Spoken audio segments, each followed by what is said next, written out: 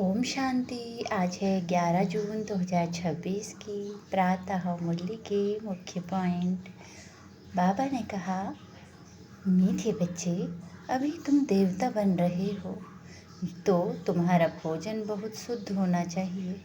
यहाँ ही तुमको दैवी गुण धारण करने हैं। तुम्हें तो सच्चा वैष्णव बनना है। सिगरेट पिएंगे या लहसुन प्याज आदि खाएंगे, इससे तो और ही गिर जाएंगे, फिर ऊंच पद पा नहीं सकेंगे। यह सब छी आदतें छोड़ दो तो तुम्हारी सद्गति हो जाएगी।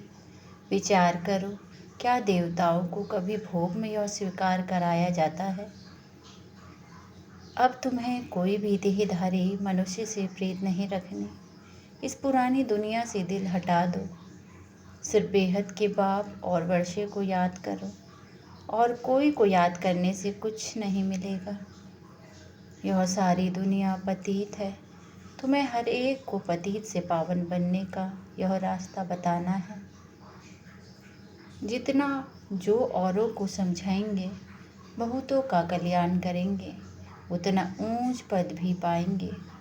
अब सुनते हैं महावाक्यों को विस्तार से। मीठे बाबा, आओ साथ में मुरली सुनाएं। मीठे बच्चे, पूरा वर्षा लेने के लिए एक बाप से पूरी प्रीत रखो। तुम्हारी प्रीत किसी भी देहधारी से नहीं होनी चाहिए। प्रश्न, जो अपने दैवी संप्रदाय के होंगे, उनके सामने कौन से अक्षर घूमते रहेंगे? उत्तर, जब तुम उन्हें बताएंगे कि बाप को याद करने से विकर्म विनाश होते हैं और देवी देवता धर्म की स्थापना होती है, तो यह अक्षर उनके सामने घूमते रहेंगे। उनकी बुद्धि में आएगा, हमें देवता बनना है, इसीलिए हमारा खान पान शुद्ध होना चाहिए। गीत भोलेनाथ से निराला। ओम शांति। भोलानाथ के बच्चे सुन रहे हैं। किससे? भोलानाथ से। उनका नाम ही शिव है। भोलानाथ के बच्चे अर्थात शिव के बच्चे। आत्माएं सुन रही हैं इन कानों से। अभी तुम बच्चे आत्माभिमानी बने हो। बच्चे टेप पर भी मुरली सुनते हैं तो समझते हैं शिव बाबा हमको अपना परिचय देते हैं। मैं सभी आत्माओं का बाप हूँ। जिसको तुम परमपिता परमात्मा यानी परमात्मा कहते हो, उनको सदैव फादर ही कहते हैं। कौन कहते हैं कि वह फादर है? आत्मा। आत्मा को अब ज्ञान मिला है और कोई मनुष्य मात्र को यह ज्ञान नहीं है। हम आत्मा को दो बाप हैं, एक साकार एक निराकार।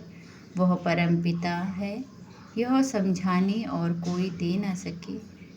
बाप के सिवाय और कोई यह पूछ न सके, बाप ही पूछते हैं। तुम जो कहते हो परमपिता परमात्मा, गॉड फादर, वह तुम किसके लिए कहते हो?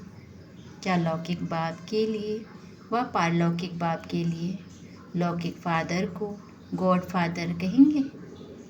हिंदी में अक्षर भी है परमपिता, वह तो एक ही निराकार है।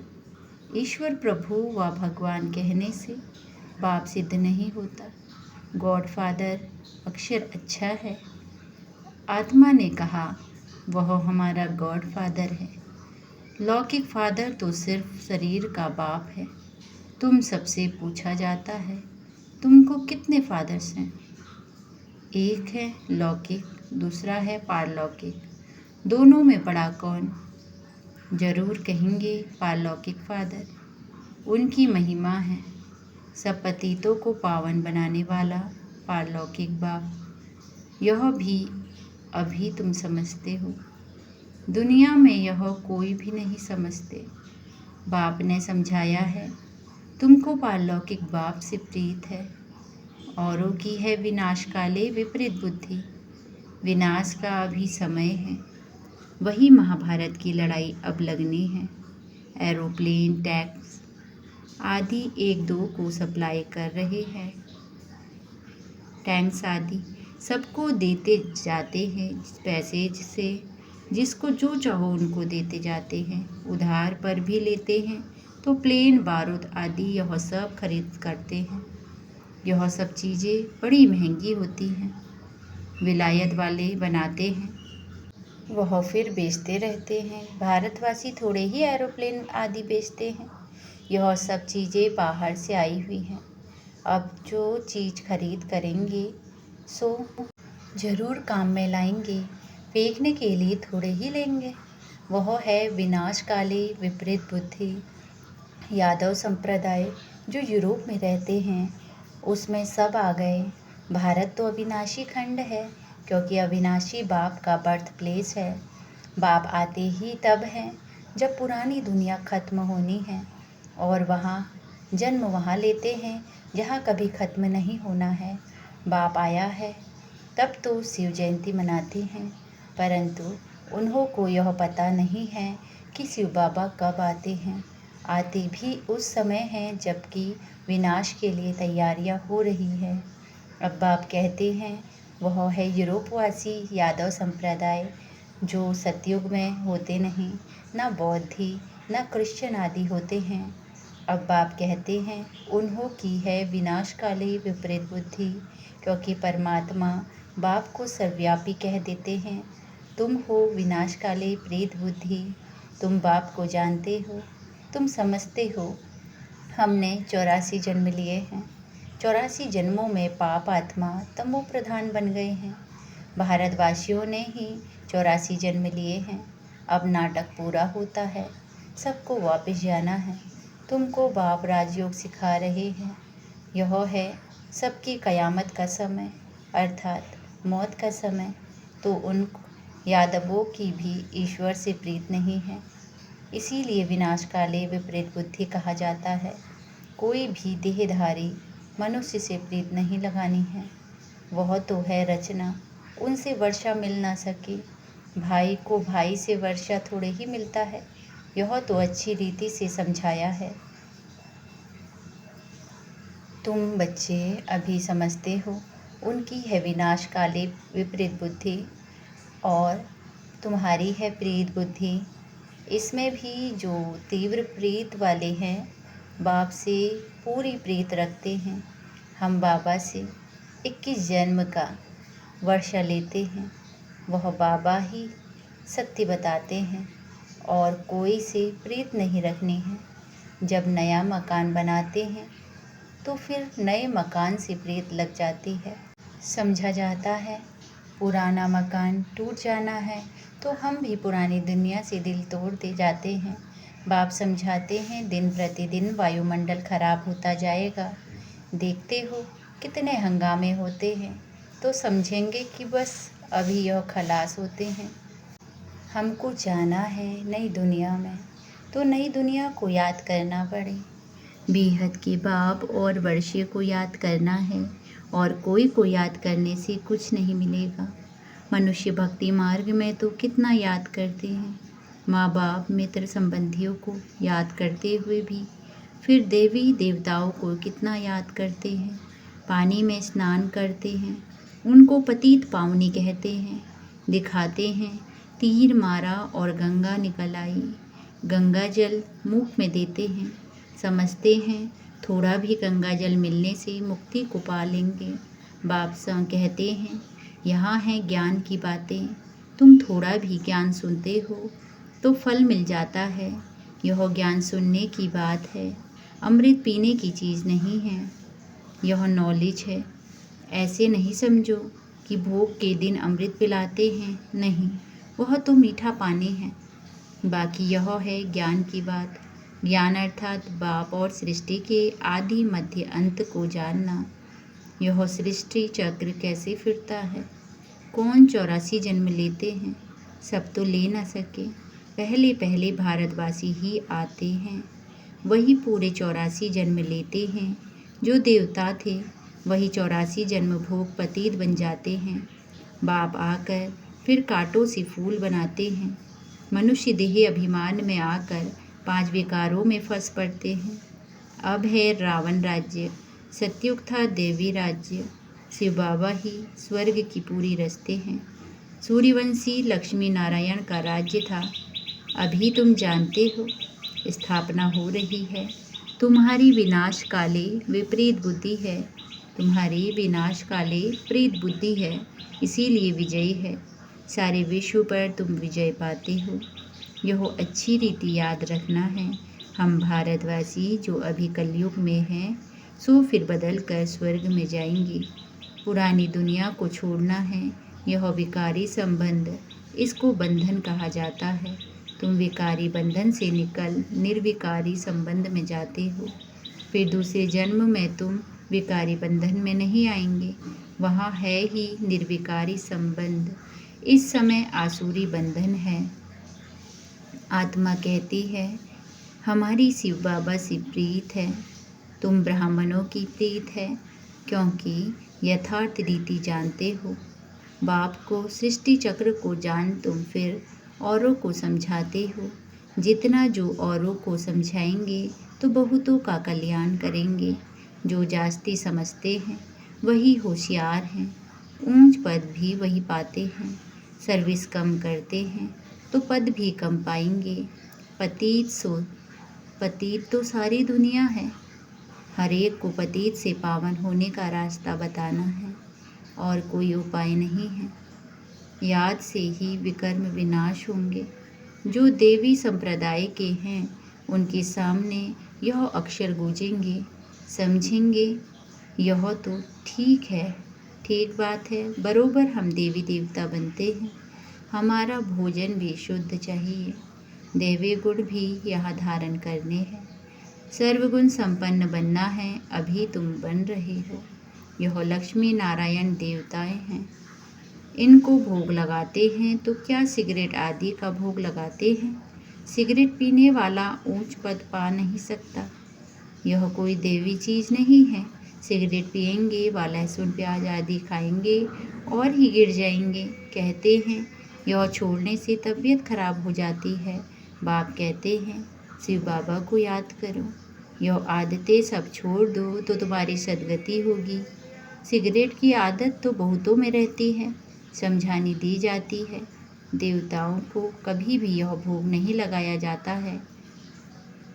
तो तुमको इन जैसा यहाँ ही बनना है। तुम छीछी चीज़ें खाते रहेंगे तो वह बास आती रहेगी। सिगरेट व शराब पीने वालों से दूर से ही बास आती है। तो तुम बच्चों को दैवी गुण धारण करने हैं, वैष्णव बनना है।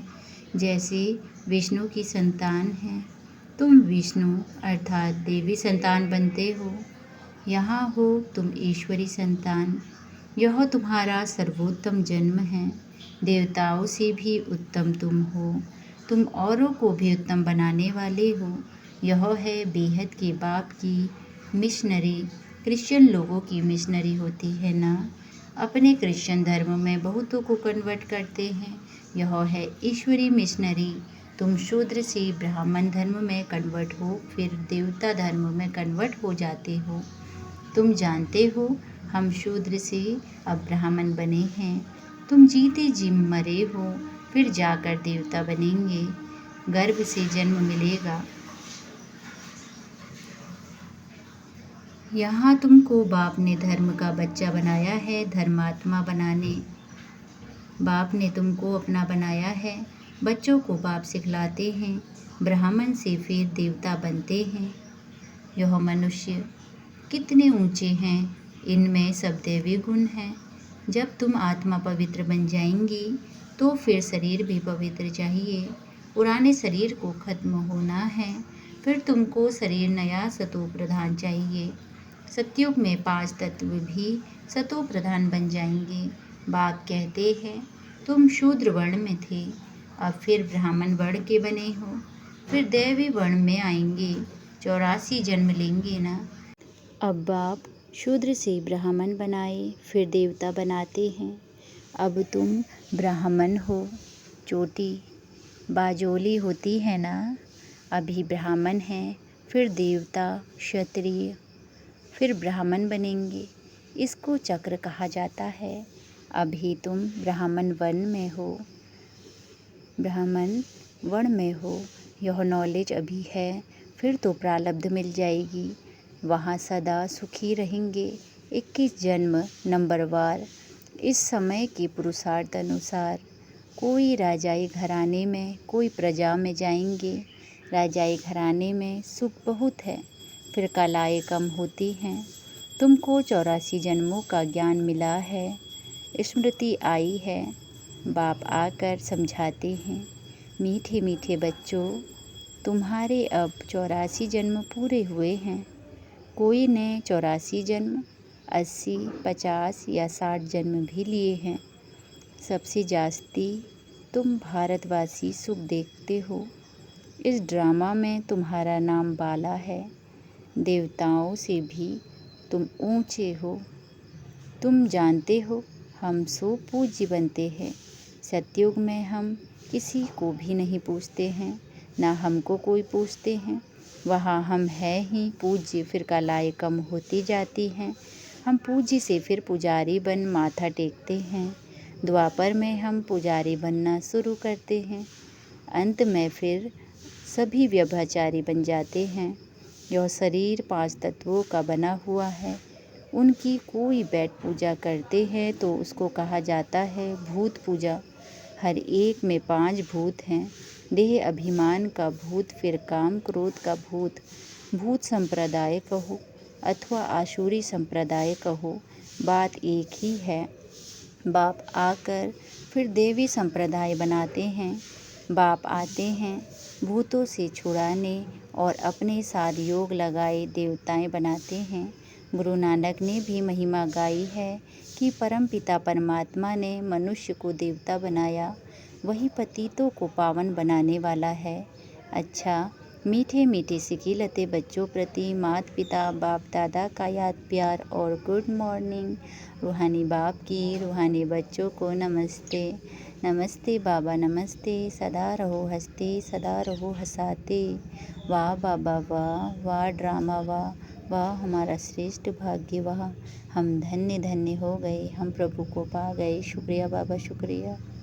धारणा के लिए मुख्य सार पहला, ब्राह्मण से देवता बनने के लिए जो छी आदतें हैं उन सब को छोड़ना है।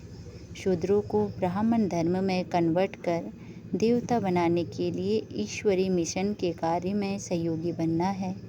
शराब, सिगरेट या जो भी गंदी आदतें हैं वह निकाल देनी है।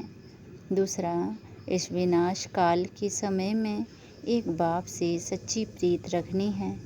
पुराना मकान टूटने वाला है, इसीलिए सबसे दिल निकाल नए से लगानी है। वरदान। आज की मुरली का वरदान है, श्रेष्ठ कर्म द्वारा सिमरन योग्य बनाने वाले योग युक्त युक्ति युक्त भव। श्रेष्ठ कर्म द्वारा सिमरन योग्य बनाने वाले योग युक्त युक्ति युक्त भव। विस्तार, आपका एक एक कर्म जितना श्रेष्ठ होगा उतना ही श्रेष्ठ आत्माओं में सिमरन किए जाएंगे। भक्ति में नाम का सिमरन करते हैं, लेकिन यहाँ जो श्रेष्ठ आत्माएं हैं उनके गुणों और कर्मों को मिसाल बनाने के लिए सिमरन करते हैं, तो आप श्रेष्ठ कर्मों के आधार पर सिमरन योग्य बनते जाएंगे। इसके लिए योग युक्त बनो। योग युक्त बनने से हर संकल्प, शब्द व कर्म युक्ति युक्त अवश्य होगा। उनसे अयुक्त कर्म व संकल्प हो ही नहीं सकता। यह भी कनेक्शन है। स्लोगन, निमित्त और निर्माण चित, यही सच्चे सेवाधारी के लक्षण हैं। निमित्त और निर्माण चित, यही सच्चे सेवाधारी के लक्षण हैं। अव्यक्त इशारे, सदा हर्षित रहने के लिए अपनी नेचर को सरल बनाओ, सहनशील बनो। विस्तार, सरल चित नेचर होगी तो हर्षित रहने के साथ नयनों से, मुख से और चलन से मधुरता प्रत्यक्ष रूप में दिखाई देगी। कभी मुख से कटु वचन नहीं निकलेंगे। उनका दिल, दिमाग, बोल सब एक समान होगा। दिल में एक, बोल में दूसरा। यह सरलता की निशानी नहीं है। सरल स्वभाव वाले सदा निर्मांचित, निरहंकारी, निस्वार्थी होते हैं। अच्छा, ओम शांति।